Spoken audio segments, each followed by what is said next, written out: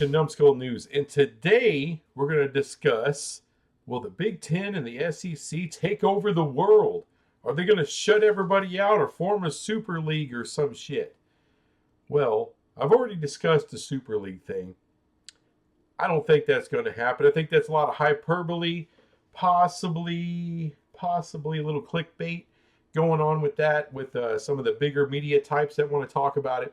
I have a hard time believing the Big Ten or the SEC are just going to basically implode or dissolve themselves so they can join up and form NFL Light. And by the way, would that NFL Light, would it get anywhere near the ratings of the actual NFL? No. College football doesn't get near those ratings now. I mean, everyone was shitting all over themselves with the Michigan and Ohio State ratings last year. I'm sorry, but that rating. That's an every week occurrence in the NFL. it's not. It's not. It's all the time. Now you may say, hey, you put all the biggest brands, 30, 40, the biggest college brands, in the same league, you'll get all those kind of ratings. Okay, then tell me, does Nick Saban, does he want to play Ohio State, USC, Florida State, Texas? Let's see. Let's keep going. Who else would qualify into this big piece of shit? Miami, Notre Dame. Does he want to? Does he really want to? Week after week, another juggernaut? I don't think he does. I don't think any of those universities do. They want. They want a couple of weeks, especially at the beginning of the season, to play. Jackhole, Jackwater, JUCO league, team, some multi-directional FCS school, that's what they want. That's what they want. They don't want to play some juggernaut every single freaking week. None of them do. Texas doesn't want to do that. Oklahoma doesn't want to do that. None of them do. None of the big schools, they don't want to play big school after big school after big school. That sucks. So I don't think that's going to happen. And besides, how much more money are you going to make? There's only so much money to go around anyway. You're already making money hand over fist. I mean, so you're going to basically destroy college football and college sports by doing that? And then what happens? Now you're diminishing the sport. You're diminishing college football, which is currently the number 2 sport in the nation. And it's a national sport. You would basically take it regional. I know it sounds crazy because all these schools are all over the U.S., but when you're shutting out the, 100-something schools and 100-something fan bases, you're now regional. All right, it's not like, okay, I guess everyone in Texas is going to be A&M or UT fans. No, that's not how it works. The TCU fan is still the TCU fan. The Tech fan is still the Tech fan. The Baylor fan is still the Baylor fan. You're not gonna cultivate fans like that, pissing everyone off, so it won't work. And number 2, and the one I really love, is the SEC and the Big Ten will stay the SEC and the Big Ten. There's no merging or super league, but they're going to shut everybody else out of the CFP, and the CFP is just going to be between those 2 conferences. Okay. Number 1, TV partners, I don't think would like that idea because there's a lot of fans out there that you're leaving out. I mean, think about this. If you could take a poll or do a census or something, think about all the fans of the SEC. That's a lot of fans. That's a lot of passionate fans out there in SEC land. Now, take all the G5, every G5 conference, all of their fans. I bet you that's a bigger total fan base of the G5 than in the SEC. But it takes all the G5 to get above the number of fans in the SEC.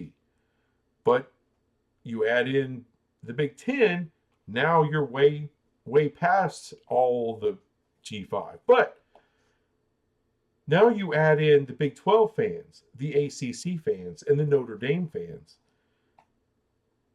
Now you're outnumbered again. And that's millions tens of millions of fans you're leaving out of the process. That's a lot of prospective customers that these TV media partners don't want to lose. Who's paying for the CFP? The payouts. It comes from the media partners. They don't want to alienate all these fan bases. And look, most of those G5 schools will never sniff the playoff. But you always leave a door cracked open for them.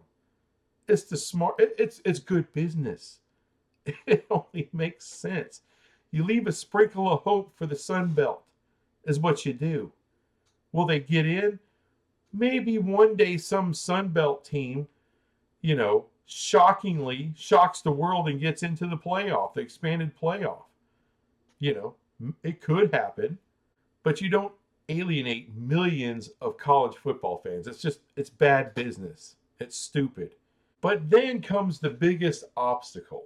Beyond that, all right, beyond that bit of logic, the biggest realistic problem you have with shutting out everybody but the Big Ten and the SEC as far as the CFP is concerned are politicians. Politicians essentially are the original clout chasers. Keep that in mind. And what is their favorite issue? What is their favorite thing to jump on? Those David versus Goliath stories. Oh, they want to side with David so bad. Oh, poor David. He just needs we're the rock in David's sling. That's every politician's wet dream, is those kind of things. Especially something like sports. It doesn't really matter. It's not really earth-shattering. It's not national security. It's none of that. Now, multiple ways these politicians can screw you. First, why would they? Like I said, it's a great story for clout to get elected with. I already told you how many fans you're leaving out. All right, these fans all have Congress people that they can write. They all have state legislatures they can go and picket at. They can raise enough of a ruckus that this would be a huge, massive story. And like I said, something that's big and gets a lot of attention, but really doesn't matter, Their donor base isn't going to be upset by them actually, siding with the little guy. That's perfect for them. That's perfect for them. You're basically playing T-ball with Barry Bonds and you're asking Barry to hit the ball. That's dumb shit. I almost want to see the Big Ten and the SEC try it. I would like to. It would be entertaining. Nobody seems to recognize. All right, because it's not just the federal government. It'll start with the state governments. All right, because, look, Ohio State, they're a big deal in Ohio, right? The economic impact on the state that Ohio State has is big. But do they want you to shut out Cincinnati or Miami of Ohio? Do they want you to shut out the other schools? No, they don't. Penn State. Are you going to shut out Pitt and don't think there's going to be some kind of a consequence to your funding? Keep in mind, Ohio State, Penn State, Florida State, Michigan State, these are all not-for-profit state schools. Where do you get your funding? And don't give me the endowments. Yeah, you can run off that endowments for a while, but that's not what you're paying your teachers with. That's not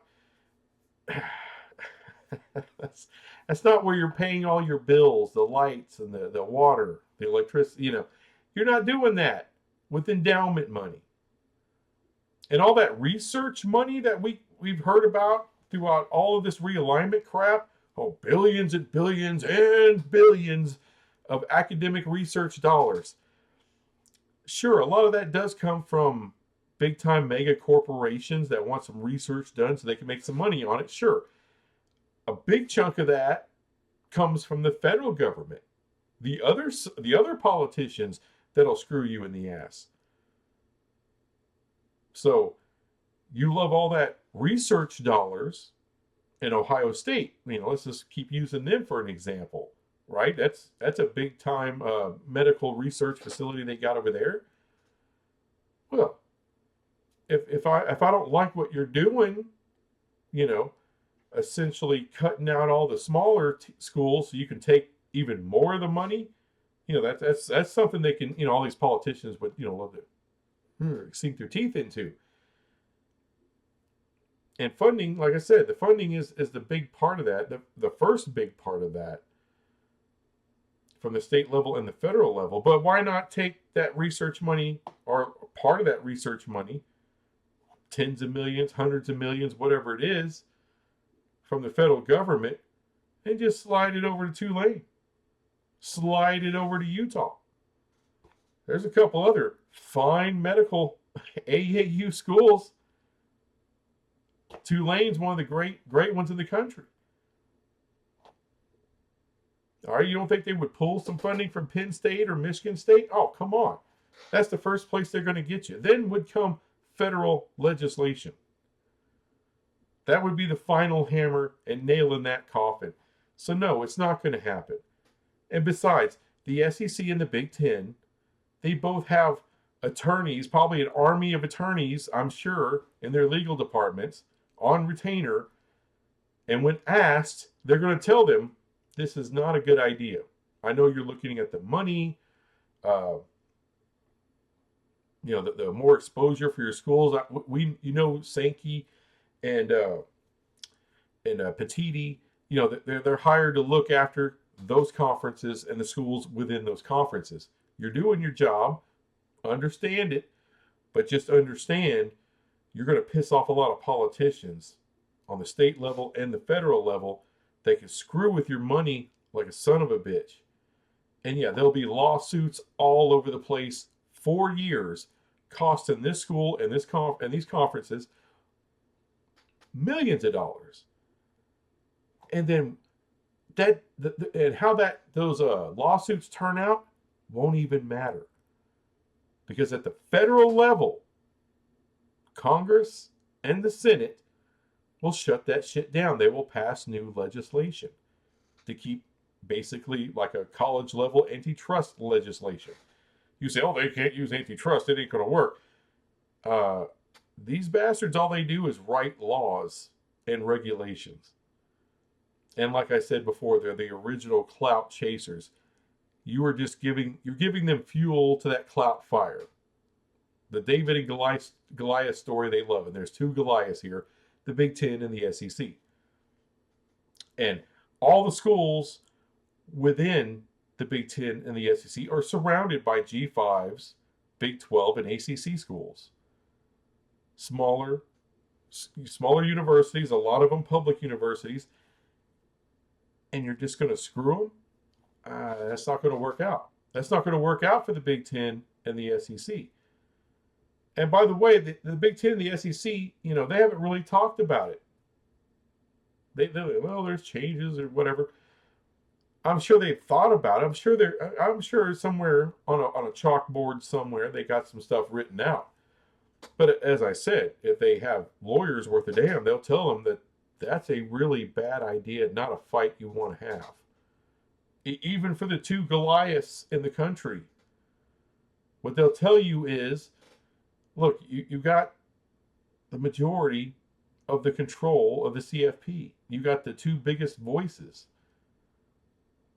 And that's never going to change. It's never going to change. They're the two richest conferences, and that's not going to change. The power they have in the CFP, you can't have all the power. You got the stroke. The two biggest voices in the room, of course.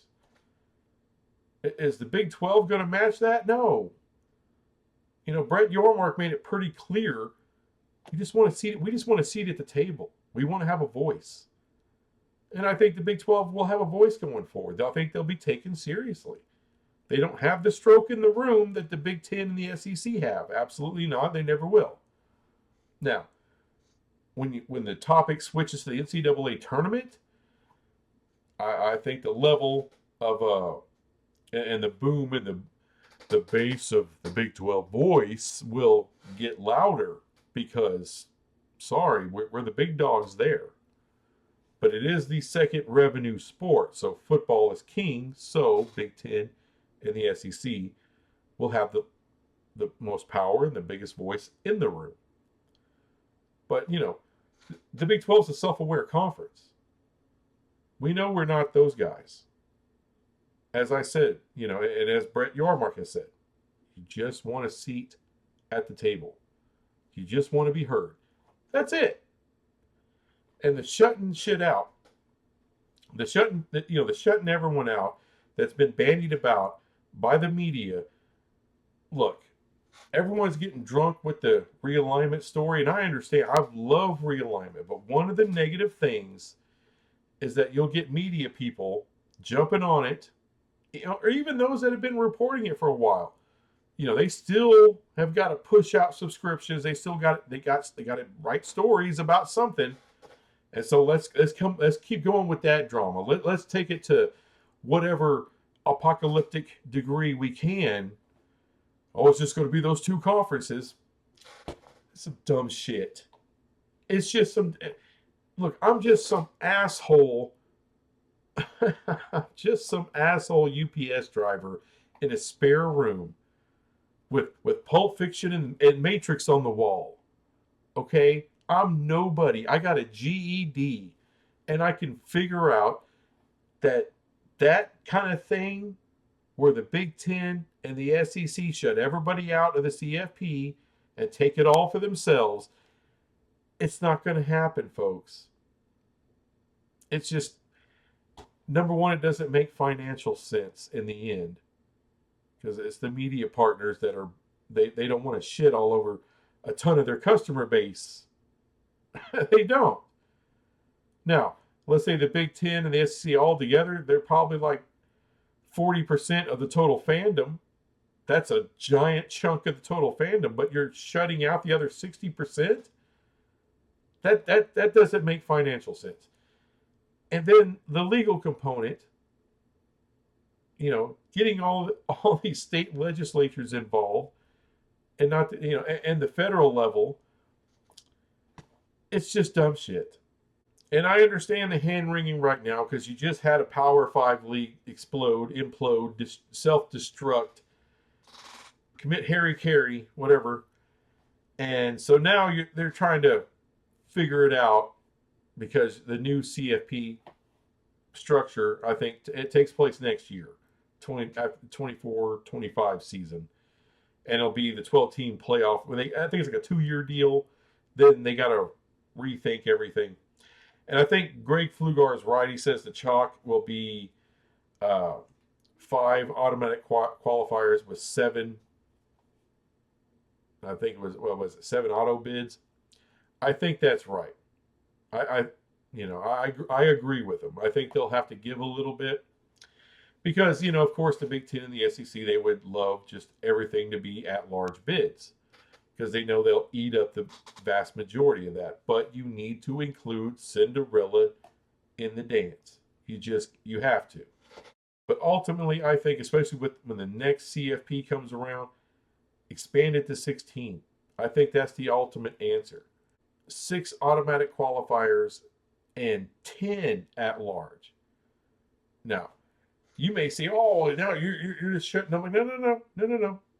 That means the Big 12 gets their winner in, and if 1 or 2 more Big 12 teams deserve to get in, they'll get in, because ultimately,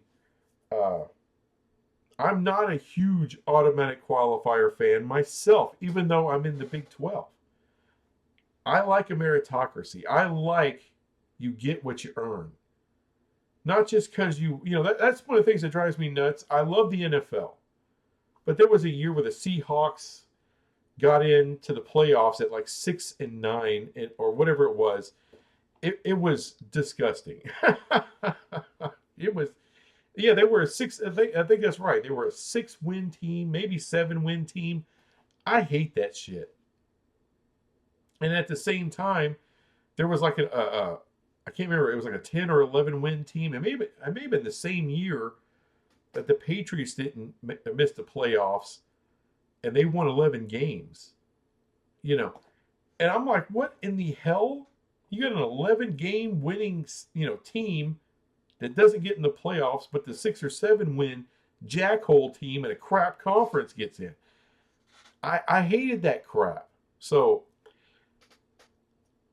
I understand the importance of the automatic qualifier. I'm not a big fan of it though. I almost want to agree with the Big Ten and the SEC that do them all at large. And to me, if you have 16 at large, hey, if you don't make that, that's on you. You know, I mean, really. But I get there needs to be some at large. You need to have some representation within the G5. You know, there needs to be some hope for the American Conference, the Mountain West, and everyone else. So I'm cool. So to me, the meet in the middle point for me is 6 automatic qualifiers and 10 at large. If you're good enough, get in. And another thing, it needs to be a point system to get in. Look, it's good enough for hockey, damn it. And look, I got my own point system. I'm going to come out with a video here in the next couple of days, and I'm going to break down my point system. It's fun, it works, it's easy to follow, and every team earns the points they get, and that's what gets you into the playoff. So your automatic, your auto bid, your at-large bids, be the 10 teams with the most points. It would be super easy and super fair. Super fair. And if that means 6 ACC schools are getting at large and say 3 Big Ten, and it only leaves 1 for the ACC or the Big 12 to fight over, then that's the way it works out. My whole thought process is earn what you get. It shouldn't just be given to you. That's me. That's the way I feel about it. But I understand the automatic qualifier and why people support it. So, and I begrudgingly support it just because there needs to be representation, not for everybody, but it's not a big deal to have a G5 get a spot or 2. It's not a big deal. Anyway, that's all I got on that crap, and I'll be back with some other crap later. Bye.